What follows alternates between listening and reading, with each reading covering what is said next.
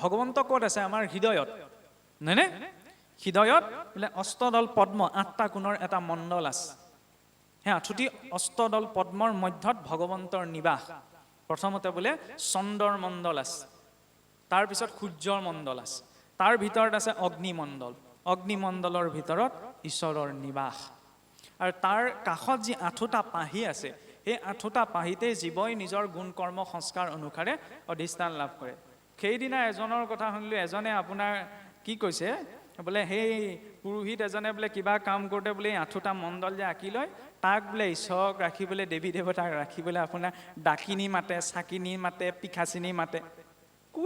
মানুহে মানে কিমান অধস্কা কথা কিছুমান ভাবিব পাৰে। অষ্টদল পদ্মত ঈশ্বৰৰ নিবাস স্থান, তালৈ বাৰু ডাকিনী হাকিনী এইবিলাক মাতেনে? কিবা এটা সজাবলৈ গৈ মাথতে এনেকুৱাকৈ বিকৃতকৈ কথা কিছুমান কৈ পেলাই মানে ভাবিব নোৱাৰে। সেইকাৰণে বৰকৈ আমাৰ নিচিনা মানুহবিলাকৰ কথাটো বিশ্বাস নকৰিব, নিজে শাস্ত্ৰ পঢ়িব, তেতিয়া স্বাভাৱিকতে গম পাব। নহ'লে কিবা এটা বুজাবলৈ যাওঁতে কিবা এটা হৈ যায়গৈ। সেই অষ্টদল 8টা কোণত জীৱই অধিষ্ঠান লাভ কৰে। সেইকাৰণে অষ্টদলৰ মণ্ডলটো অঁকা যায় বা দেখুওৱা যায়। পূব কোণত অধিষ্ঠান লাভ কৰিলে জীৱ ৰোগীয়া হয়, পশ্চিমত অল্পায়ু হয়, দক্ষিণত তীৰ্থ অভিলাষী হয়, অগ্নিত অৱস্থান কৰিলে অতি খঙাল হয়, বায়ু কোণত অধিষ্ঠান লাভ কৰিলে সি অতি চঞ্চল হয়, ঈশানত সৎকৰ্ম অভিলাষী হয়, আৰু নৈৰিতত উদাস হয়। আৰু যেতিয়া উত্তৰ কোণত অধিষ্ঠান লাভ কৰে, উত্তৰপাশিত যেবে জীৱয়ু তপন্ন ভক্তি কৰিবাক লাগি যায় তাৰ মন, এতেকে ভক্তৰ গতি উত্তৰৰ কুলে, যাই যিটো ভকত সুয়সী তুনৰে। উত্তৰ পাশীত যেতিয়া অৱস্থান কৰে তেতিয়া তেওঁৰ মনত ভক্তি জাগ্ৰত হয়। সেইবাবে চাবচোন, সাধাৰণতে আমাৰ পাথৰ আসনখনো কেনি মুখ কৰি থাকে? উত্তৰ দিশলৈ। ভাগৱতৰ আৰম্ভণিটো মহাৰাজ পৰীক্ষিতে গংগাৰ পাৰলৈ গৈ কেনি মূৰ কৰি বহিছে? উত্তৰ দিশলৈ। বিদুৰ কোনফালে গৈছে? উত্তৰ দিশলৈ। পঞ্চপাণ্ডৱ কেনি গৈছে মুক্তি বিচাৰি? উত্তৰ দিশলৈ। ভক্ত উদ্ধৱো বদৰিকাশ্ৰমলৈ কেনি গৈছে? উত্তৰ দিশে। আৰে ভকতৰ উত্তৰ দিশত এনেকুৱা কি আছে? ঈশ্বৰ উপাসনা কৰোঁ আমি পূব দিশে, চব উত্তৰ দিশে গৈছে। আমাক কি লাগে? উত্তৰায়ণ গতি। পিতামহ ভীষ্ম ইচ্ছামৃত্যুৰ অধিকাৰী আছিল, নহয়নে? প্ৰতিটো অংগ সৰে বদ্ধ কৰি থৈছে। কালে বাট চাই আছিলে ইমানখিনি কষ্ট ভুগি? কাৰণ তেওঁ সৰসজ্জাত পৰিছে দক্ষিণায়ন কালত। দক্ষিণায়ন কাল কেতিয়া আৰম্ভ? আমাৰ সমাজ সংস্কৃতিৰ নীতি পৰম্পৰাবিলাকো ইমান শাস্ত্ৰীয় দৰ্শনেৰে গঠন কৰা হৈছিল, ভাবিব নোৱাৰি। মাঘ বিহুৰ সংক্ৰান্তিৰ দিনা সূৰ্য যেতিয়া মকৰ ৰাশিত প্ৰৱেশ কৰে, তেতিয়া সূৰ্যৰ উত্তৰায়ণ কাল আৰম্ভ হয়। সেইবাবে মাঘ বিহুৰ সেই সংক্ৰান্তিৰ দিনা প্ৰথম ছমাহ কোৱা হয় উত্তৰায়ণ, পাছৰ ছমাহ কোৱা হয় দক্ষিণায়ন। এবছৰে এটা দিন। উত্তৰায়ণ কাল দিনৰ সময় দেৱলোকত, আৰু দক্ষিণায়ন কাল ৰাতিৰ সময়। ৰাতি কাৰোবাৰ ঘৰলৈ গ'লে দৰ্জা খুলি নিদিবও পাৰে, কোন আহিছে বুলি ভাবি, নহয়নে? মানুহৰ ঘৰলৈ যোৱাৰ প্ৰশস্ত সময় দিনৰ বেলা। সেইবাবে বোলে জীৱয়ো শৰীৰ এৰাৰ প্ৰশস্ত সময় হৈছে উত্তৰায়ণ বেলা।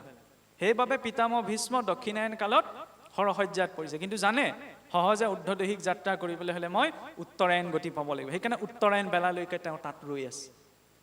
আমাক কি লাগে? উত্তৰায়ণ গতি। এইবিলাক দৰ্শন। কিন্তু ক'ৰবাৰ পৰা কিবা এটা বুজিবলৈ যাওঁতে কথাবিলাক কিবা হৈ যায়গৈ। যাই হওক, এতিয়া সেই উত্তৰায়ণ গতি প্ৰাপ্ত হয় ক'ৰ পৰা? জীৱই নিজৰ সংস্কাৰৰ পৰা। কিন্তু অৱশ্যে ভাগৱতৰ এইটো শক্তি আছে যে ভাগৱতে দক্ষিণায়ন কালত শৰীৰ এৰা এজন এটি জীৱকো গতি দিব পাৰে। কাৰণ সেইবাবে সেই ভাগৱতৰ মাৰ্গত গোটেইকেইটা ওলোটা দেখুৱাইছে। মহাৰাজ পৰীক্ষিতেও ভাদ মাহত শৰীৰ এৰিছে, ভাদ মাহৰ শুক্লা নৱমী। আন গোকৰ্ণত ধুন্ধুকাৰী উপাখ্যানটোৰ কথাটো আপোনালোকে জানি, ধুন্ধুকাৰীও শৰীৰ এৰিছে এই দক্ষিণায়ন কালত। ভাগৱতৰ এইটো কেপাচিটি। তাৰ অৰ্থ এইটো নহয় যে ভাগৱত পঢ়ি আছোঁ, শুনি আছোঁ, তাৰ কাৰণত আৰু মই গতি পাই যাম। এটা পদ্ধতি আছে ন, সেই পদ্ধতিটো অৱলম্বন কৰিব লাগিব। মহাৰাজ পৰীক্ষিত কেনেকৈ বহিছিলগৈ? সকলোৱে এৰি, আমিতো একো এৰিব পৰা নাই, নহয়নে? পৰীক্ষিতৰ কোৱাৰ লগে লগে তেওঁৰ এইটো প্ৰস্তুতো হ'ব লাগিব। আমি ইমানখিনি ত্যাগ কৰিবগৈ নোৱাৰোঁ। সেইবাবে এটা সুন্দৰ ব্যৱস্থা ভাগৱতত, সেইবাবে এটা ক্ৰম আছে। প্ৰকৃততেতো ভাগৱতৰ কথা আৰম্ভ হৈছে তৃতীয় স্কন্ধৰ পৰাহে, লক্ষণ বৰ্ণনা। প্ৰথম আৰু দ্বিতীয় স্কন্ধ ভাগৱতৰ আৰম্ভণি অংশ, হয়নে? এই 12টা স্কন্ধ, এই এতিয়া কৈ থকা কথাবিলাক ব্যাখ্যা কিয় নহয়? কাৰণ ভাগৱতৰ ব্যাখ্যা ইতিমধ্যে হৈ আছে। সম্পূৰ্ণ 4টি শ্লোকত আছিল নাৰায়ণে 4টি শ্লোকত ব্ৰহ্মাক দিছিল ব্ৰহ্মাৰ পৰা আহি আহি শুকদেৱৰ হাতত 12 স্কন্ধ হৈ গ'ল শুকদেৱৰ পৰৱৰ্তী আচাৰ্যসকলে তাত নতুন কথা যোগ দিয়া নাই নাইনে হৈ গ'ল পৰৱৰ্তী সময়ত তাৰ ওপৰত ভাষ্য গ্ৰন্থ লিখিলে যাক কোৱা হ'ল সেইবাবে মহাপুৰুষক কলম ধৰিছে যেবে টিকা ভাষ্য চাই দেখা এইটো কথা নাই নিন্দা তেবে বুলিবা হামুক মই লিখা কথাখিনি যদি বোলে ভাগৱতৰ ভাষ্যত নাই তেতিয়ালে তোমালোকে নামানিবা হয়নে সেইবাবে অৰ্থটো বিচাৰি গুৰিলে যাব লাগে নহলে মানুহৰ মুখত শুনি থাকিলে কেতিয়াবা অৰ্থৰ অনৰ্থ হৈ যায় বাৰু যাই হোক এতিয়া সেই কথা ৰাখিবলৈ যাওঁতে চাওকচোন আজিকালি 4 বেদ 14 শাস্ত্ৰ 18 পুৰাণ বুলিলে কিছুসকল আছে জংগী মহটোৰ নিচিনা হৈ যায় সেইবোৰ যেন একেবাৰে অদৰকাৰী বিষয় নহয় শিষ্যজনৰ ভিতৰত যদি গ্ৰহণশীলতা থাকে সকলোৰে পৰা ল'ব পাৰে মহাপুৰুষ মাধৱদেৱে কি কৈছিল ঘোষাশাস্ত্ৰভাগ ভক্তি মাৰ্গত যিমানবিলাক ভক্তিপৰক শ্লোক আছিল গোটেই আগম নিগম শাস্ত্ৰ অধ্যয়ন কৰি তাৰ পৰা ভক্তিপৰক গ্ৰন্থ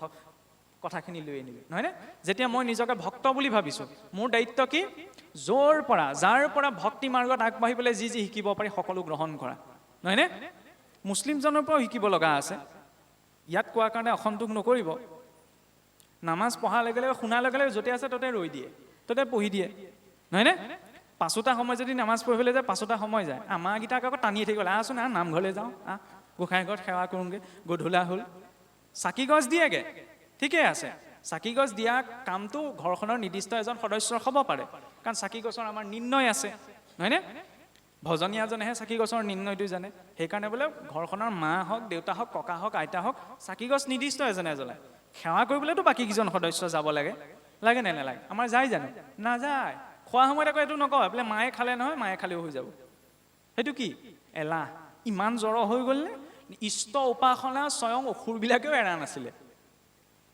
নহয়নে ৰাৱণ বলি বিষপৰ্বা বান এইবিলাক অসুৰ দৈত্য দানৱ বুলিও কওঁ যদিও এইবিলাকে নিজৰ ইষ্ট উপাসনাটো কাহানিও এৰা নাই এৰিছে জানো আমি এৰি দিওঁ সমস্যাটো সেইখিনিতে সিমানকণহে কৰিব লাগে বৈষ্ণৱৰ ব্ৰাহ্মণৰ ভক্তৰ শক্তি ক'ত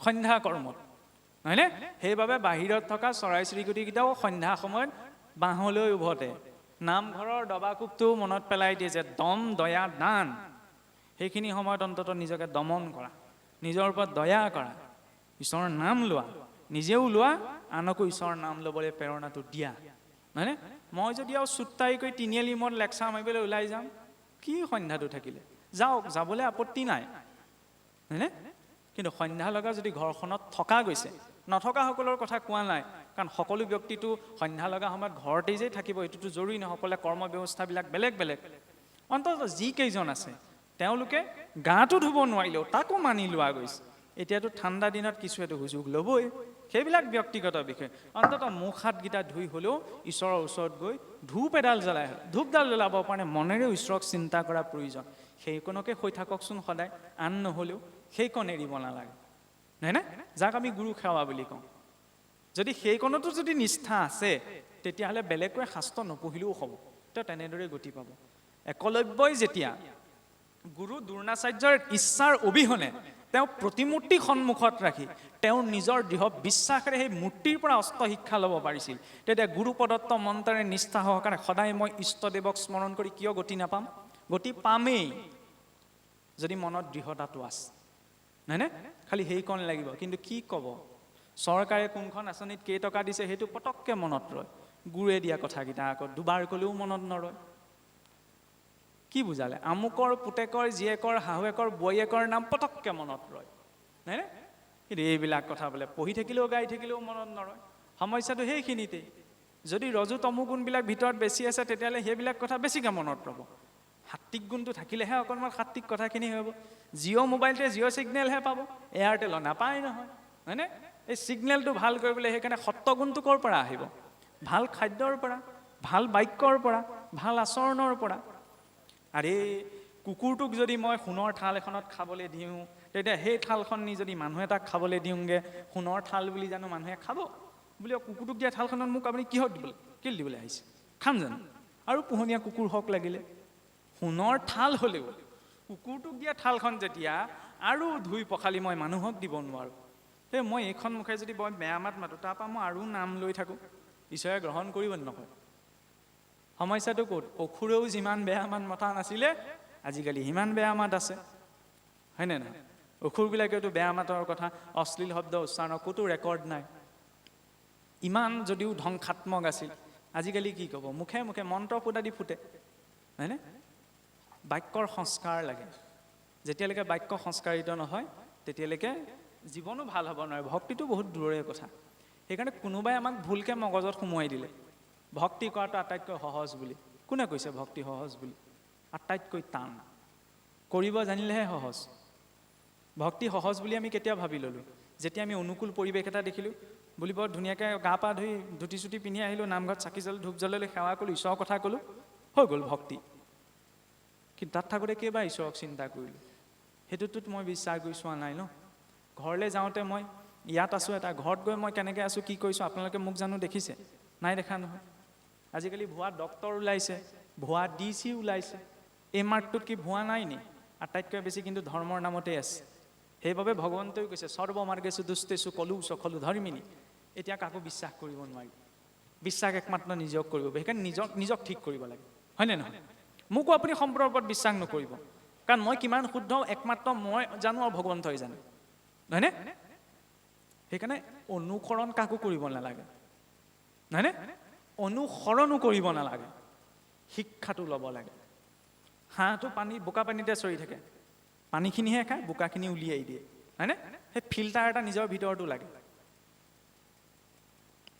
চাবচোন, কাঁচ, চিচা এখনত যদি শিলগুটি এটা দলিয়াই দিয়া হয়, চিচাখন ভাগি থাকিব নে নাথাকে?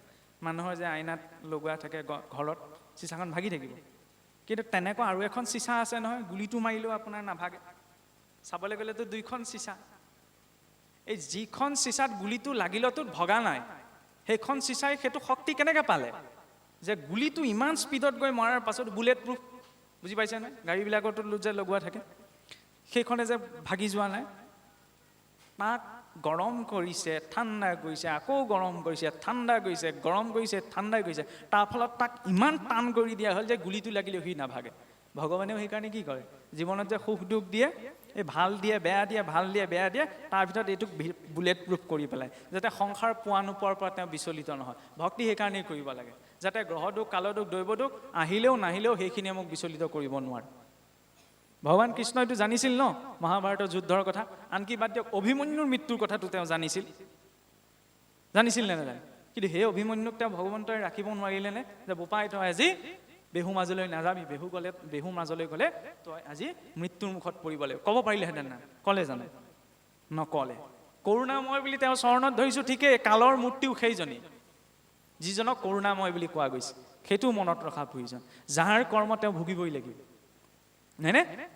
আৰু কৃষ্ণ ভক্তি পৰায়ণ হ'লে কি হয়, এই গ্ৰহদুখ, কালদুখ এইবিলাকৰ কথা ইমান চিন্তা কৰিবলগীয়া নহয়, যদিও সেইটো এটা পৰ্যায় পোৱাৰ পাছত। কাৰণ কি হয়, এই যেতিয়া দুৰ্যোধনে মানে মহাৰাজ ধৃতৰাষ্ট্ৰই কুৰুক্ষেত্ৰৰ ৰণৰ বাবে অনুমতি দিছিল, তাৰ আগতে মানে কি হ'ল, ৰাজপুৰোহিতক মতাই আনি পেলাই দুৰ্যোধনৰ শুৱনি, বুজি পাইছে নহয়, শুৱনিখন চাবলৈ ৰাজপুৰোহিতে ক'লে, মহাৰাজ আপুনি নিশ্চিন্ত থাকক, দুৰ্যোধনৰ ৰাজযোগ আছে, ৰজাৰ দুৰ্যোধনেই হ'ব, যুদ্ধত জয়ী হ'বই, যুদ্ধৰ কাৰণে অনুমতি দি দিয়ক। কৃষ্ণ আছে, কি হ'ল? অনুমতি দি দিলে, সেইকাৰণে যুদ্ধ হ'ল। পিছত লাহে লাহে যেতিয়া 10 দিনৰ পাছত দেখিলে এইফালে পিতামহ ভীষ্ম শৰহৰ্যাত পৰিলে, গুৰু দ্ৰোণাচাৰ্যৰ মৃত্যু হ'ল, আধা অক্ষৌহিণী সেনা নষ্ট হৈ গ'ল। ধৃতৰাষ্ট্ৰৰ ডাঙৰ চিন্তা লাগিলে যে পুৰোহিতে মোক ঠগিলে। ৰাজপুৰোহিতক মতাই আনিলে, বোলে আপুনি ভুল গণনা কৰিছে, আপুনি কৈছে দুৰ্যোধনৰ ৰাজযোগ আছে, আমাৰ আধাতকৈ বেছি সংখ্যক সৈন্য নিধন হৈ শেষ। আপুনি কৈছিল বোলে দুৰ্যোধনৰ ৰাজযোগ হৈছিল, বিজয় দুৰ্যোধনৰ বা কেনেকৈ হ'ব? আমাৰ আধাতকৈ বেছি সৈন্য সংখ্যা মৰি গ'ল।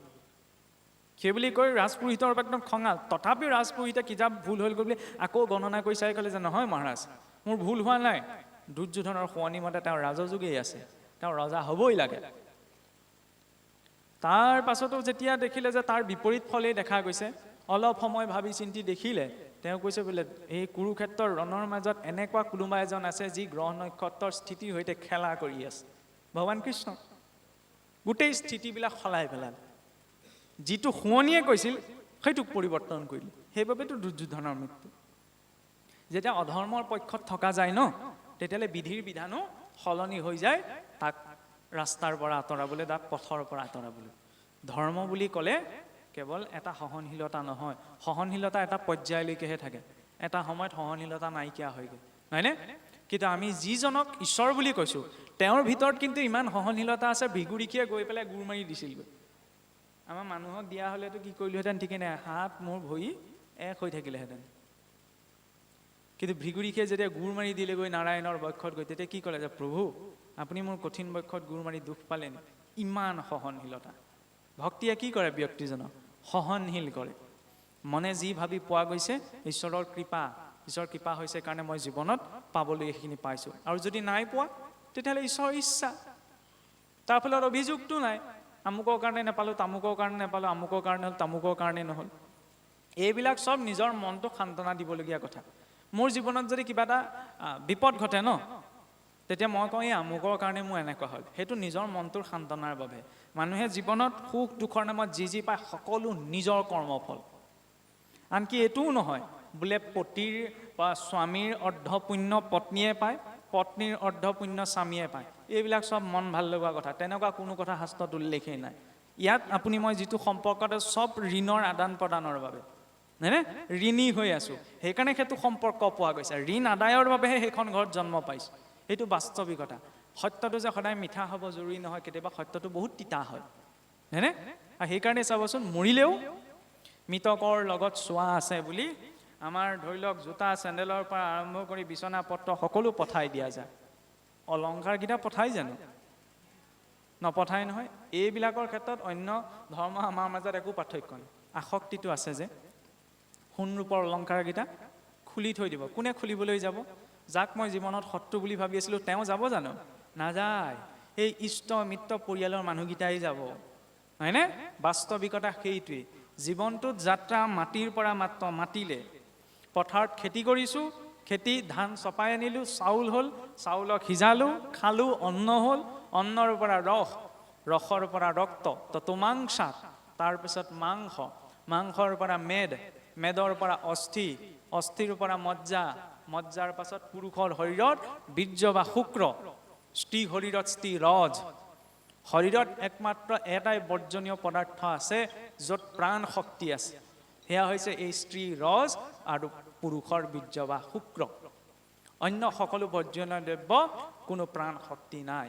সেইবাবে যেতিয়া প্ৰজা সৃষ্টি অৰ্থাৎ সন্তান সৃষ্টিৰ বাবে বীৰ্য দান হয়, তাক যজ্ঞ বুলি কোৱা হৈছে, হয়নে?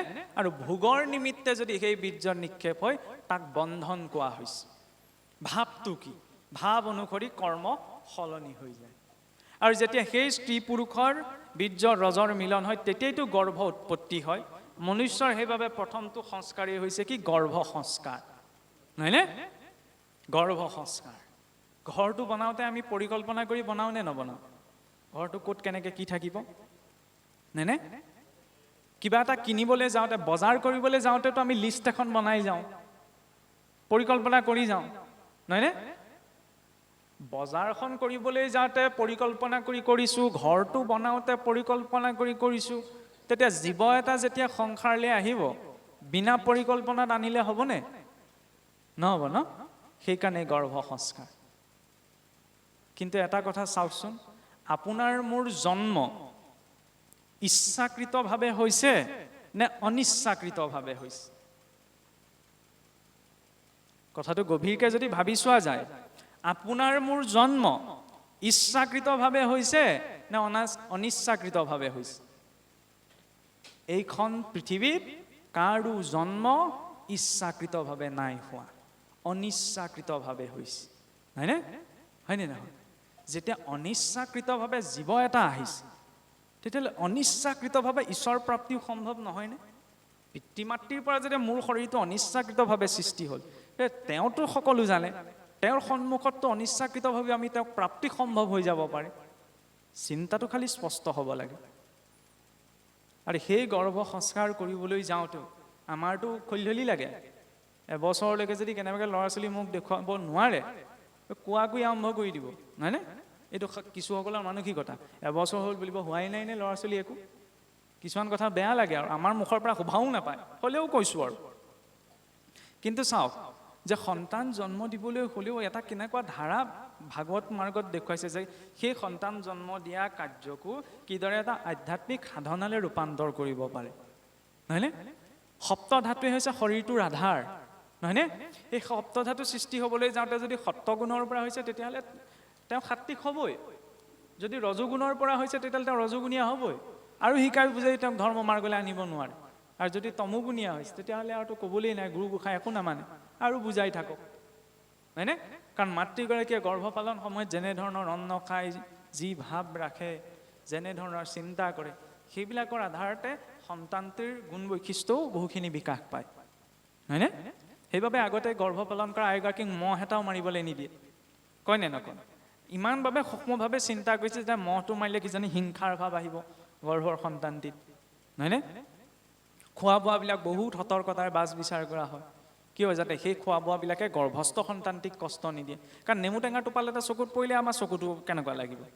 যদি জ্বলা টেঙা তিতা এইবিলাক অধিক খোৱা হয়, এইবিলাক গৈ পেলাই ক'ত পৰিব? সেই কোমল শৰীৰটোতেইটো পৰেগৈ ন? জ্বলা টেঙা তিতা খাৰ আদি কৰি মাতৃ খায় যত যত তাৰৰ ৰসগৈয়া শৰীৰে পৰে, মূৰ্ছা যায় সেহি নয়, সিটোতো বাৰে বাৰে মূৰ্ছিত হৈ থাকে। আমাৰ অনুভৱ হয় এইফালে বোলে বাওঁফালে অনুভৱ হৈছে, সোঁফালে অনুভৱ হৈছে, নাই এনেকুৱা মাতৃসকলে কয় ন। কিন্তু আচল কথা হ'ল কি, সি গৰ্ভ ক্লেশ ভুঞ্জি আছে, কষ্টত আছে। কেনেকৈ কিয় কষ্টত আছে বুলি কোৱা হৈছে? আপুনিয়ে ভাবি চাওক, বিচনাখনত কুচমুচ খাই মানুহটো কিমান দেৰি শুই থাকিব পাৰিব? ভৰি চৰি কুচাই মেলি গাঁঠি বিষত ৰ'ব নোৱাৰা নহ'বনে? ডাঙৰ মানুহজনে কুচমুচ খাই বিচনাখনত শুব নোৱাৰে, নহয়? কঁকাল বিষে ধৰিব, গাঁঠি বিষে ধৰিব। কেঁচুৱাটো মাতৃগৰ্ভত কেনেকৈ শুই থাকে? গৰ্ভমুদ্ৰাত, হয়নে? নাৰীডালে পাক মাৰি ধৰি থাকে। সি গৰ্ভকলেক ভুঞ্জা নাই নি? ভুঞ্জি আছে। সেইবাবে গোবিন্দ মিশ্ৰৰ পদগীতাত এটা বৰ সুন্দৰ কথা লিখিছে, চৌৰাশী নৰক গৃহে থাকি ভুঞ্জো তথাপি চেতন নাই। চৌৰাশী নৰক বেলেগকৈ ভুগিবলৈ নাই আৰু প্ৰভু ঘৰত থাকিয়ে, গৰ্ভত থাকিয়ে ভুঞ্জি আছো, হয়নে? আৰু সেই গৰ্ভবাসত জীৱই যেতিয়া সেই সপ্ত ধাতুৰ পাছত পুৰুষৰ আপোনাৰ বীৰ্য শুক্ৰৰ মিলনৰ পাছত গৰ্ভ সৃষ্টি হয়, সৃষ্টি হোৱাৰ পাছত চতুৰ্থ মাহত যেতিয়া জীৱ আহি প্ৰৱেশ কৰেহি, কেনি প্ৰৱেশ কৰি? ব্ৰহ্মতালু বা ব্ৰহ্মৰন্ধ্ৰইদি, হয়নে? সেইবাবে এই আমাৰ যিটো কয় চুলিৰ চকৰি থকা, হয়নে? এই ব্ৰহ্মতালু বা ব্ৰহ্মৰন্ধ্ৰক সেইবাবে ভগৱানৰ নিৰ্মালীও আমি ইয়াত লওঁ। আইগৰাকীয়ে ধৰি লওক বিবাহিত আইগৰাকীয়ে কপালৰ সেন্দুৰকণো ইয়ালৈকে লয়, আজিকালিহে টিক মাৰি লৈ থৈ দিয়ে আৰু, নহয় নে? প্ৰতিটোৰে একোটা দৰ্শন আছিল। মণিকূট ভাগো পৃথককৈ ৰখা হয়, কাৰণ এই নামঘৰ ভাগৰ গঠনো সেই শিৰৰ লগত তুলনা আছে। সাধাৰণতে 5টি 5টি 10টি খুটাই থাকে, পিছত সংখ্যা বাঢ়ে আৰু বহল হ'বলৈ। পঞ্চ কৰ্মেন্দ্ৰিয়, পঞ্চ জ্ঞানেন্দ্ৰিয়, দশ ইন্দ্ৰিয় ধৰি ৰাখিছে। বাটচৰাটো চৰণ যুগল, এই অংশ হৃদয়, দুফালে দুখন বাৰান্দা প্ৰকৃতিৰ আৱৰণ। নামঘৰ তাপ ওপৰত চাটখন আগতে কাছ পিঠিয়াকে চোৱা যায়, কাছ পিঠিয়াকে যেতিয়া চোৱা যায় 3টি তৰপত, 17 তিনি গুণেই 3টি তৰপ। আজিকালিহে ধৰি লওক পকী আৰু টিং লগোৱাৰ ব্যৱস্থা আহিলে। মণিকূট ভাগ অকণ পৃথককৈ শিৰ অংশ, য'ত পৰমাত্মাৰ স্থান। যেতিয়ালৈকে মই নিজকে জীৱাত্মা ভাবি সন্মুখত পৰমাত্মা স্থিত আছে এই ভাৱনাৰে নবহো, তেতিয়ালৈকে স্থূল বৈকুণ্ঠ প্ৰৱেশ নহয়, কেৱল কথাতে থাকি যায় স্থূল বৈকুণ্ঠ। প্ৰতিটো কথাৰে একো একোটা দৰ্শন আছে। আৰু ইয়াত প্ৰৱেশ কৰাৰ পাছত যেতিয়া 9 মাহ 10 দিনত তাৰ শৰীৰটো বিকাশ পায়, বিকাশ হোৱা সি অলপ সংস্কাৰ ক'ৰ পৰা পায়? পূৰ্বৰ সঞ্চিত কৰ্মৰ আধাৰত। পূৰ্ব জন্মত যি কৰিলে তাৰ পৰা অলপ সঞ্চিত কৰ্ম আহে, নহয়নে? অলপ সংস্কাৰ ক'ৰ পৰা পায়? সেই পিতৃ মাতৃৰ পৰা। কেৱল মহাদেৱকে অৰ্ধনাৰীশ্বৰ কোৱা নহয়, প্ৰত্যেক জীৱই অৰ্ধনাৰীশ্বৰ। অৰ্থাৎ পিতৃৰ পৰাও 23ডাল ক্ৰমোজম আহে, মাতৃৰ পৰাও 23ডাল ক্ৰমোজম আহে, লগ লাগিহে তাৰ বংশগতিটো সৃষ্টি হয়, হয়নে নহয়? এইটো শৰীৰতে স্ত্ৰী পুৰুষৰ 2টা তত্ত্ব আছে। আৰু চাবলৈ গ'লেতো ভক্তি মাৰ্গৰ দৰ্শনত আমি পুৰুষ বুলি এজনকেই মানো, সেইজন হৈছে ভগৱন্ত, বাকী সকলো প্ৰকৃতি। সেইবাবে পুৰুষজনে ঈশ্বৰৰ কৰ্ম গোটে উৰণিখন লৈ লয়। কিয় লয়? প্ৰকৃতি। পুৰুষ ইয়াত কোনো নাই, তেওঁহে পৰম পুৰুষ, সকলোতো প্ৰকৃতিৰ পৰা প্ৰকট হৈছে, হয়নে? এইটো ভাৱ। আৰু যাই হওক, এতিয়া সেই 9 মাহ 10 দিনৰ বিকাশৰ পাছত তাৰ যেতিয়া জন্ম হয়, জন্ম হোৱাৰ লগে লগে কি কান্দি কান্দি আহে। গৰ্ভতে কি আছিল চব পাহৰি থাকিলে।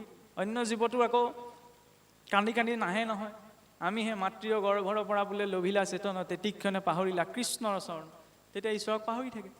গৰ্ভতে থাকোঁতে ঈশ্বৰক স্তুতি কৰে, প্ৰভু পুনৰপি জননম পুনৰপি মৰণম পুনৰপি জননী যথৰি চয়নম।